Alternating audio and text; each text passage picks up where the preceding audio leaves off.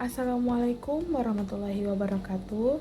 Halo semuanya, perkenalkan aku Aurelia Sahda dari jurusan Psikologi UIR kelas 2F.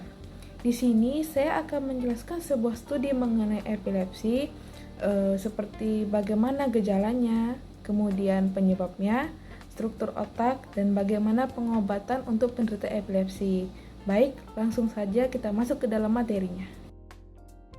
Kemudian kita lanjut pada struktur otak pada epilepsi.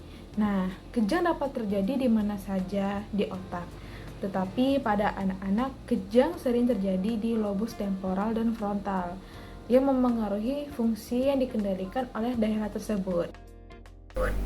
Lobus temporal kiri dan kanan memiliki banyak fungsi yang sama, seperti memori, suara, dan penglihatan.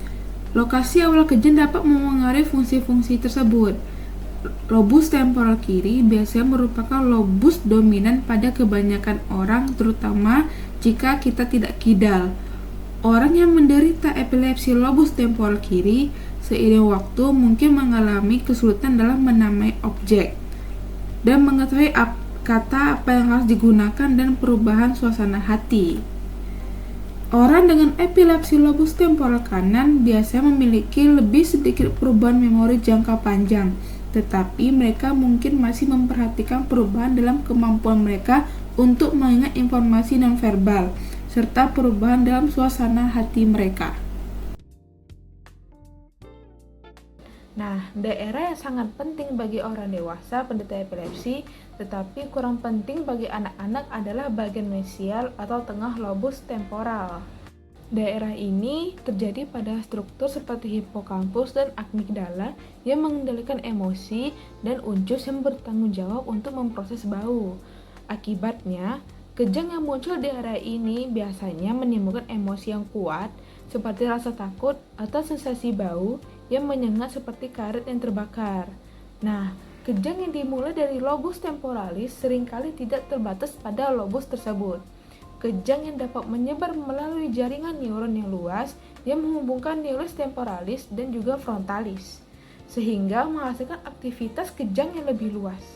Terkadang kejang yang menyebar cukup luas hingga menjadi kejang umum yang melibatkan seluruh otak dan mengubah kesadaran. Neurotransmitter diproduksi di badan sel dan merupakan sarana untuk mengirimkan dan mengatur sinyal dalam sistem saraf. Salah satu cara yang dilakukan adalah dengan memberikan efek eksitatori atau inhibitori pada sel target, yaitu dengan meningkatkan atau meredam aktivitas. Nah, ketika neurotransmitter mengeksitasi sel, kemungkinan sel akan terdorong untuk mengirimkan sinyal elektrokimianya sendiri dan meningkat.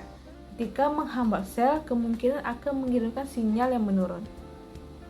Kejang epilepsi terjadi ketika sejumlah neuron melepaskan sinyal secara tidak normal yang menyebabkan perubahan sensasi perilaku atau kesadaran.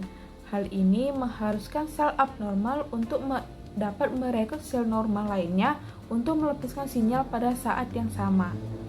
Ahli saraf berpendapat bahwa perekrutan ini dimungkinkan ketika terdapat eksitasi yang berlebihan atau kurangnya inhibisi.